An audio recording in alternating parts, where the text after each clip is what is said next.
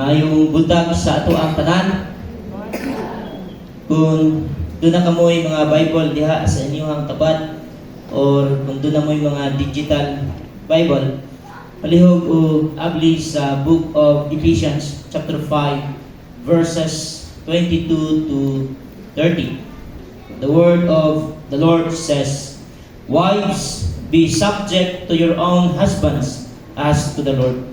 For the husband is the head of the wife, as Christ also is the head of the church, he himself being the Savior of the body. But as the church is subject to Christ, so also the wives ought to be to their husbands in everything. Husbands, love your wives, just as Christ also loved the church and gave himself up for her, so that he might sanctify her, having cleansed her by the washing of water with the word, that he might present to himself the church in all her glory, having no spot or wrinkle or any such thing, but that she would be holy and blameless. So husbands ought also to love their own wives as their own bodies. He who loves his own wife loves himself, for no one ever hated his own flesh, but nourishes it and cherishes it, just as Christ also does the church, because we are members of his body." Living in God's design. Ang pagkinabuhi sumala sa disenyo sa Ginoo. Mangutana ko sa inyo ha, kinsa ba dinhi ang naka-eskwela o pagka-architect? Na ba? Or kinsa dinhi ang dunay kaila nga nag-eskwela, or kinsa dinhi ang dunay kaila nga mga architect? Yes, na. Architect makes and lay out the design. Sila ang muhimo, sila ang mag-layout sa design. O kana nga design, aron nga ma-realize, kinahanglan siya tawog nga mopanday. Kailangan siya og builders. Sa pamilya, doon na tayo architect. Si Lord ang gahimo gyud og layout sa family. Siya ang atong architect, siya ang gahimog design. Dunay design si Lord sa family. Na i-layout, nga giandam si Lord para sa atong matag usa ka pamilya. O aron nga ma-realize kana nga design nga gihimo, gi-design ni Lord, kinahanglan ang ato ang kooperasyon as builders. Aron mahulma ang pamilya nga gi-design sa ato ang architect nga mao ang Ginoo, dapat na ay mo trabaho. Dapat na ay mo panday. Dili nagpasabot nga humanag layout, humanag design, humana siya. Dapat na ay tao nga mo trabaho. Dapat na atay partisipasyon. So as the Lord our architect, we as builders, ikinahanglan ang imong presensya, ang atong presensya aron matuman kining design ni Lord. Unsa man ang ato ang himuon. God is the architect of marriage and the family. As the architect, God makes the design. In the Bible, God laid out his design for the family. As builders, our job is to follow God's design. Dili pwede nga ang mga trabahante dili mutuman sa design sa architect. Kinahanglan nga tumanon niya ang design nga gihimo sa architect, kay builder lang man siya. Builder man siya. But sometimes, builders don't follow the architect's design. They make some adjustments. As a result, the building structure is weak. Ingon nga ang Ginoo mo ay architect sa pamilya, gahimong design. Usahay, kita nga mga builders, kunay panahon nga dili nato ginatuman ang design ni Lord sa matag family. We make adjustments. And as a result, ang matag pamilya mahimong weak. Kung ang design nga gihimo sa architect dili tumanon sa builders, kung maabot ang calamity, kung maabot ang earthquakes, kung maabot ang mga grabing mga bagyo, ang building dili makabarog og dugay og mukulaps kini. Kumusta ang pag-build nimo sa imong family? Are we living in God's design? What is God's design for the family? Unsa ba ang disenyo ni Lord Yud para sa pamilya? Number one, every family should start a strong marriage.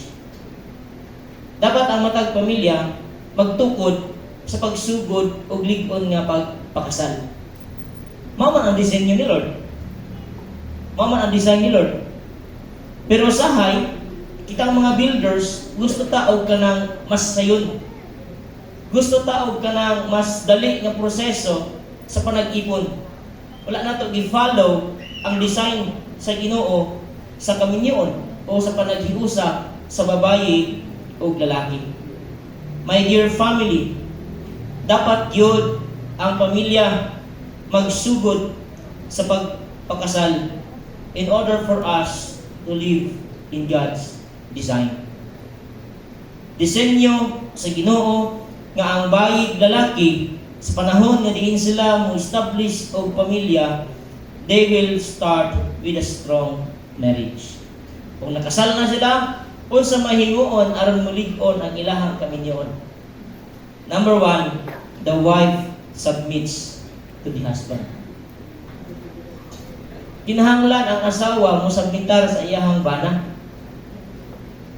Wives, submit to your husbands as to the Lord. Yun ang verse 22 sa book of Ephesians chapter 5. Dapat ang motibo sa usa ka asawa nga musabmitar siya sa iyahang bana ingon nga sa Ginoo. Nagpasakop siya sa bana sama sa pagpasakop sa simbahan kang Kristo. Para sa mga asawa, Christ should be their model. Dapat modelo nila si Kristo. Ug alang sa kaayuhan sa asawa ang pagpasakop sa iyahang bana. Hello, mga asawa. Para di ay ni sa inyong kaayuhan nga magpasakop mo sa inyong kaugalingong bana. Sama sa pagpasakop sa simbahan kang Kristo.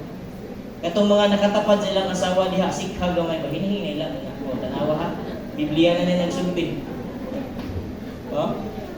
Na basta mag-isgot ra bata og pagpasakop, naay uban murag mangyambit. Tanawa na inyong asawa o ano ba mangyambit. Ang pagsubmitar dili nagpasabot nga ubos ka. Ang pagsubmitar wala nagpasabot sa imong pagkaubos. Submitting to your husband means recognizing his leadership in the marriage and willingly yielding to his authority with respect and humility. Ang pagsubmitar kuno ninyo sa inyong kaugalingong bana nagapakita sa imong pagtahod sa iyang liderato sulod sa inyong pagminyo. O gikinahanglan nga ikaw mismo dili nakasuguon nga moingon imong bana saglit dragod. Kay ingon sa dinhi, willingly yield to his authority with respect and humility. Ang pagsubmitar sa imong kaugalingong bana nagpasabot nga nagasalig ka sa iyang mga desisyon o pagsunod sa iyahang giya. Nahibalan nga siya sa katapusan adunay dakong tulubagon sa Dios alang sa kaayuhan sa iyahang pamilya.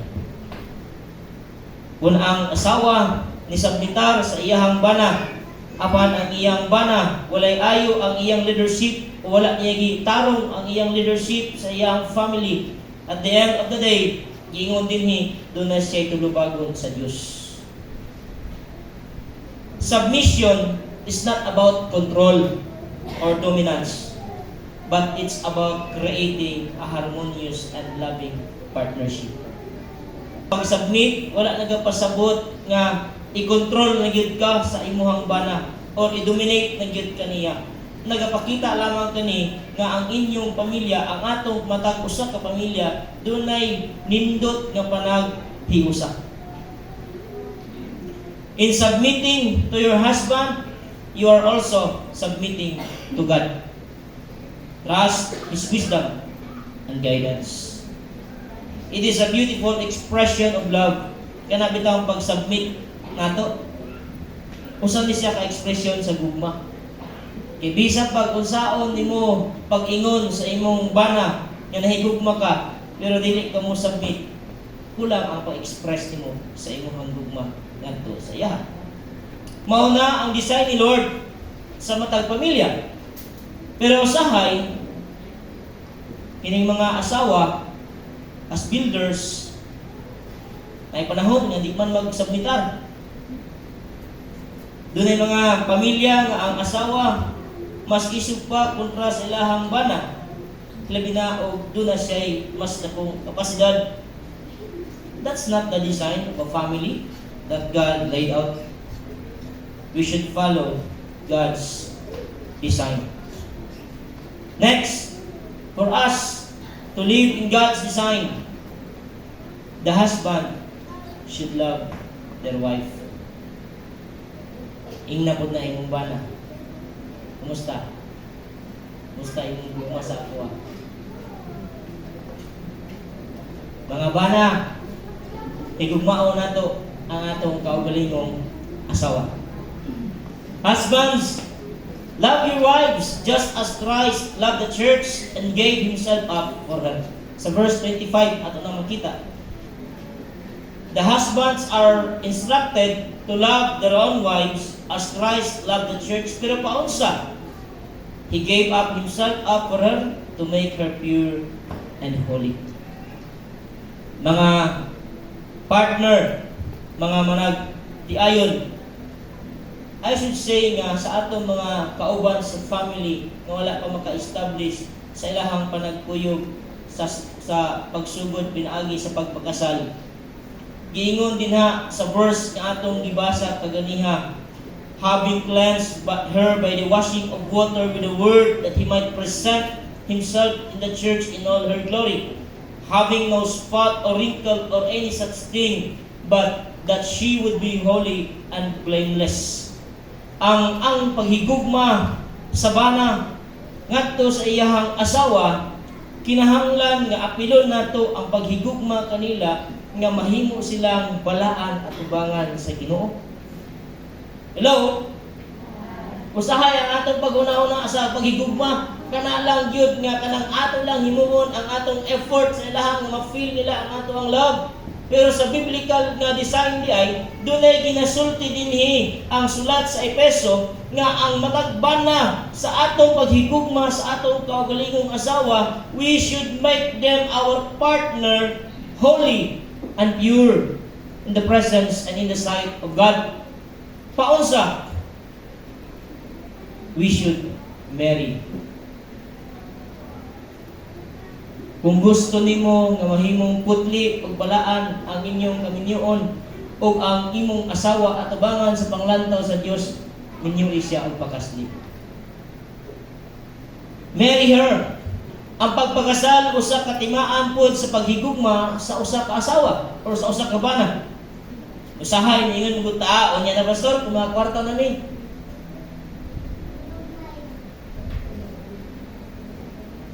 Ayaw lang sa pastor kay maayo man ingon ani kay og di magkasinapot na di magbulag, walay kabalakan. Eksperimentor man ning amo pastor, adyo kay madunggan nga mga managkuyog ana. Wala ni kabalakan kay dili man mi kasado. Yun ana ba ang gusto natong itudlo sa atong mga anak? Do you want your wife to be holy in the presence of the Lord? Himuon nato ang mga butang nga makaputli sa ilaha. We are living in sin.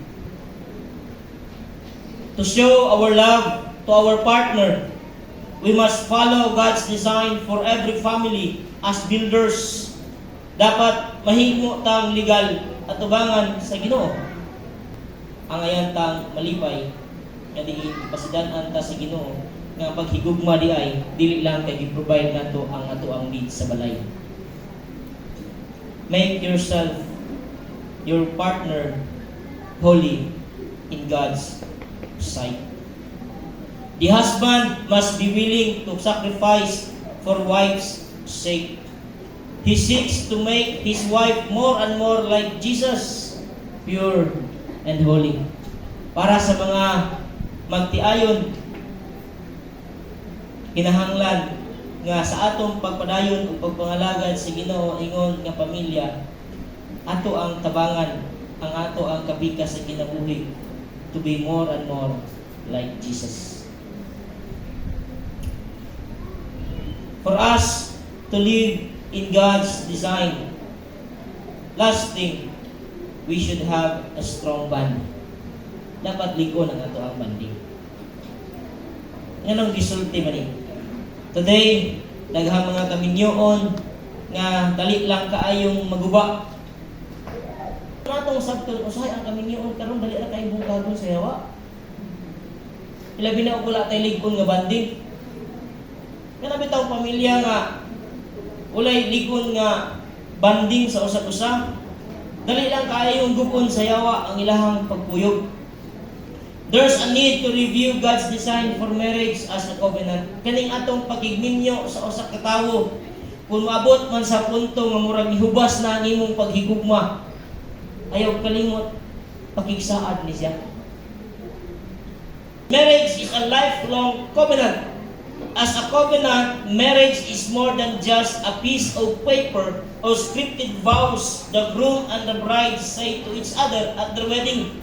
God is involved when a man and woman say, I do.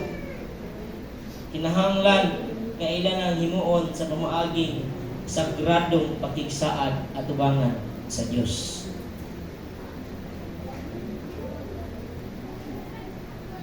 It is a strong union. It is a holy bond. A family, again, to live in God's design, should start a strong marriage. The wife should submit to the husband, and the husband should love the wife, and they must have a strong bond. Brothers and sisters in the Lord, no matter what your family looks like as an application, no matter what your family looks like, every family works best when it accords to God's design. Kung nakita nato yang ato ang gitukod nga pamilya, dili pa ana kalikon ang iyahang pagsubay sa disenyo sa Ginoo, ingon din ni it will work best kung atong paningkamutan nga masunod kini siya sumala sa disenyo sa Dios. Mayong buntag o God bless kanatong tanan.